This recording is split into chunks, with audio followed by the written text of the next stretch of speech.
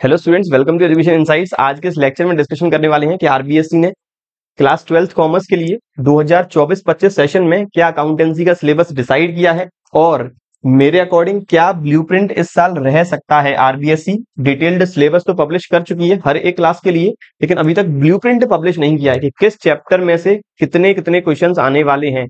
तो मेरा अनुमान ये है कि लास्ट ईयर का जो ब्लूप्रिंट था 2023-24 में, सेम वही ब्लूप्रिंट इस साल भी रहने वाला है। तो आज हम इस क्लास में, इस लेक्चर में डिटेल सिलेबस के बारे में जानेंगे, क्या ब्लूप्रिंट रहने वाला है वो जानेंगे, और कौन कौन से टॉपिक डिलीट हो गए हैं वो हम जानेंगे।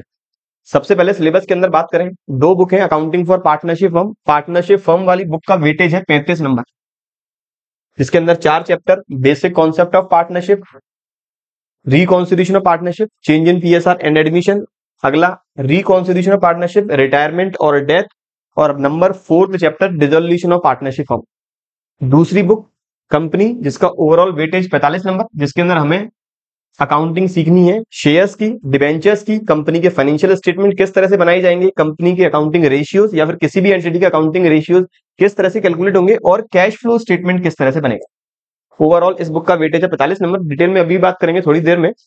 टॉपिक्स जो डिलीट हो चुके हैं, जो पिछले साल ही डिलीट हो गए थे, लेकिन कुछ बच्चों की क्वेरी आ रही है कि सर हमारे एनसीईआरटी में कुछ एनपीओ वाला टॉपिक गिवन है, रिडम्पशन ऑफ डिबेंचर गिवन है, तो क्या इस बार करें या नहीं करें। तो बच्चों, एनसीईआरटी जो लेटेस्ट प्रिंट हुई है उनमें ये तीनों ही टॉपिक नहीं है। जो बच्चे पुरानी एनसीईआरटी से पढ़ रहे हैं उन्हें ध्यान रखना है।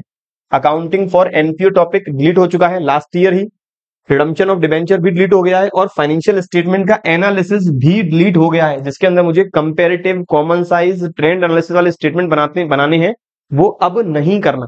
तो ये 3 topic, NPO, redemption of debenture, analysis of financial statement, ये तीनों टॉपिक डिलीटेड है, इस बार आपको नहीं करने हैं। मार्किंग स्कीम में तो मेरे एक एक नंबर वाले क्वेश्चन लास्ट ईयर तक थे 32, इस बार भी मेरा एस्टिमेशन है 32 ही आने वाले हैं। 2-2 नंबर के क्वेश्चन है 12, 3-3 नंबर वाले क्वेश्चन है 4, और 4-4 नंबर वाले क्वेश्चन है 3। आपकी अकाउंटेंसी हो, बिजनेस हो या इकोनॉमिक्स हो, तीनों में सब्जेक्ट में ही यही पैटर्न फॉलो होगा। तो याद रखें, जिन चैप्टर से 4-4 या फिर 3-3 नंबर वाले क्वेश्चंस नहीं बनने, वहां छोटे छोटे क्वेश्चंस बनेंगे, तो आपको उसी के अकॉर्डिंग तैयारी करनी है।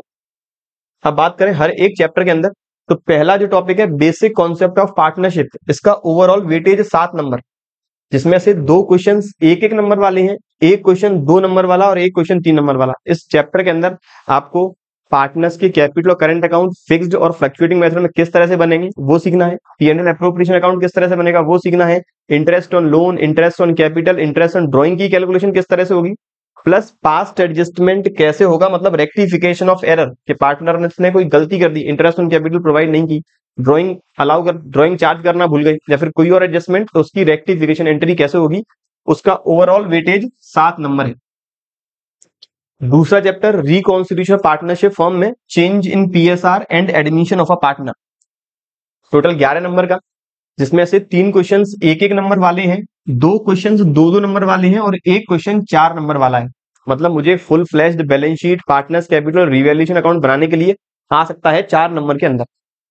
तो इस चैप्टर में मुझे एक तो रेशियो कैलकुलेशन सीखनी होगी, इसके अलावा गुडविल का एडजस्टमेंट किस तरह से होगा जब नया पार्टनर एडमिट हो, या change in profit sharing ratio, इसके अलावा एसेट्स और लाइबिलिटीज के रीवैल्यूएशन कैसे होंगे, रिजर्व्स का एडजस्टमेंट कैसे होगा। याद रखें यहां पर बात, रिजर्व मेरे 2 टाइप के होते हैं, स्पेसिफिक और जनरल रिजर्व।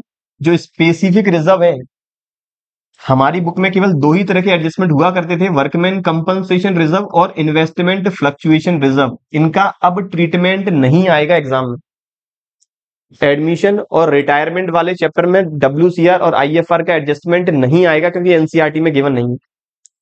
इसके अलावा हमें यहाँ पर कैपिटल का एडजस्टमेंट करना होगा, एडमिशन और चेंज इन पीएसआर वाले टॉपिक। तो ये बात थी चैप्टर नंबर 2 पहली बुक के अंदर। तीसरा चैप्टर है रिकॉन्स्टिट्यूशन, रिटायरमेंट और डेथ के फॉर्म में, तो इसका भी वेटेज कुछ 11 नंबर ही है, बिल्कुल 11 नंबर ही है। 5 क्वेश्चंस 1-1 नंबर वाले हैं, और 3 क्वेश्चंस 2-2 नंबर वाले हैं। इसका मतलब 3 और 4 नंबर वाला कोई भी क्वेश्चन नहीं है, तो फुल फ्लैश्ड बैलेंस शीट आने की संभावना बिल्कुल शून्य है। अब कोई भी बैलेंस शीट बनाने नहीं आएगी, और वही एडजस्टमेंट सेम रेशियो का एडजस्टमेंट करना है, गुडविल वाला एडजस्टमेंट करना है, एक्यूमुलेटेड प्रॉफिट एंड लॉसेस का एडजस्टमेंट करना है, जनरल रिजर्व का एडजस्टमेंट करना है, एसेट्स और लायबिलिटी के रीवैल्यूएशन करने हैं, पार्टनर्स के लोन अकाउंट बनाने हैं, एग्जीक्यूटर का लोन अकाउंट बनाना है, डिसीज्ड पार्टनर का शेयर ऑफ प्रॉफिट निकालना है। सेम सारे एडजस्टमेंट वही रहेंगे, लेकिन 1 और 2 नंबर में। तो फुल फ्लैश्ड क्वेश्चन की तैयारी नहीं करें, जितना हो सकते हैं हो सके छोटे छोटे क्वेश्चन की तैयारी करें। अगला dissolution of firm, overall weightage 6 number, 3 question आएंगे, 1 नंबर, 2 नंबर का 1 और 3 नंबर का 1। तो यहां से मैक्सिमम पॉसिबिलिटी है, ज्यादातर पॉसिबिलिटी है एंट्रीज के पूछने की। अदरवाइज फर्म का हमें रियलाइजेशन, पार्टनर्स का कैपिटल और कैश और बैंक अकाउंट बनाने भी आ सकता है। ये बात थी पार्टनरशिप वाली बुक की। दूसरी बुक मेरी अकाउंटिंग फॉर कंपनी, सबसे पहले अकाउंटिंग फॉर शेयर कैपिटल, जिसमें issue for feature and re issues की मुझे एंट्री या फिर इसका थियोरटिकल पार्ट आरबीएससी पूछ सकती है। तो ओवरऑल टॉपिक का कवरेज 12 नंबर, एक क्वेश्चन है 4 नंबर में, जहां मुझे गारंटी की बात है एंट्री ही पूछेगा आरबीएससी। 6 क्वेश्चन 1-1 नंबर के आएंगे, कुछ एमसीक्यूज टाइप रहेंगे, कुछ फिल इन दी ब्लैंक्स रहेंगे, कुछ वेरी शॉर्ट आंसर टाइप रहेंगे। मोस्ट ऑफ द केस में थ्योरी आता है यहाँ पे। और एक क्वेश्चन रहेगा 2 नंबर का। सबसे ज्यादा वेटेज वाला टॉपिक है issue of debentures. Last year तक, लास्ट टू लास्ट ईयर तक 2022-23 तक इश्यू के साथ रिडम्पशन भी आता था, लेकिन अब केवल इश्यू आने वाला है। हाईएस्ट वेटेज वाला टॉपिक है 15 नंबर, जिसमें से 7 क्वेश्चंस 1-1 नंबर वाले, MCQs type, fill in the blanks type और very short answer type. 2-2 questions 2 number वाले और एक क्वेश्चन 4 नंबर वाला।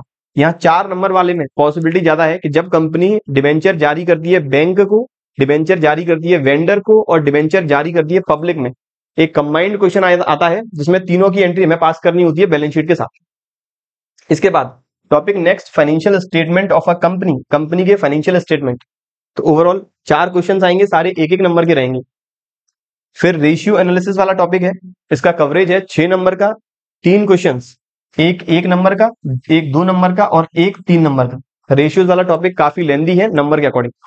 और फिर आखिरी टॉपिक कैश फ्लो स्टेटमेंट, जिसका ओवरऑल वेटेज है 8 नंबर, 3 क्वेश्चंस 1-1 नंबर वाले, एक क्वेश्चन 2 नंबर वाला और एक क्वेश्चन 3 नंबर वाला। तो कैश फ्लो स्टेटमेंट वाले में फुल फ्लैश्ड क्वेश्चन नहीं आएगा, जहां मुझे तीनों एक्टिविटी का अमाउंट निकालना हो सकता है मैक्सिमम 1 या फिर मैक्सिमम 2 एक्टिविटी हमें एक साथ करनी होगी, तीनों एक्टिविटी का क्वेश्चन नहीं आएगा। ये बात थी ओवरऑल इस साल के डिटेल्ड सिलेबस के बारे में। और ब्लूप्रिंट के बारे में वापस अपडेट कर देता हूं, ब्लूप्रिंट अभी तक आरबीएससी ने नहीं डिस्क्लोज किया है, ब्लूप्रिंट डिस्क्लोज करती है अक्टूबर-नवंबर तक, और मेरा एस्टिमेशन यही है कि लास्ट ईयर वाला ब्लूप्रिंट ही इस साल फॉलो होगा। ओवरऑल ये बात थी आज हमारी पूरे सिलेबस के डिस्कशन की, पूरे ब्लूप्रिंट के बारे में। उम्मीद करता हूं डिटेल सिलेबस और ब्लूप्रिंट अच्छे समझ में आ चुका है, लेकिन अब भी कोई क्वेरी है तो कमेंट बॉक्स में कमेंट जरूर करें, मैं आपकी क्वेरी को रिजॉल्व करने की कोशिश जल्द से जल्द करूंगा। ऐसे ही रिलेटेड टॉपिक हम डिस्कस करेंगे अपने अगले लेक्चर्स में। वीडियो पसंद आए लाइक जरूर करें और अपने फ्रेंड्स के साथ शेयर जरूर करें। मिलते हैं अगले लेक्चर में नए टॉपिक के साथ। Thank you.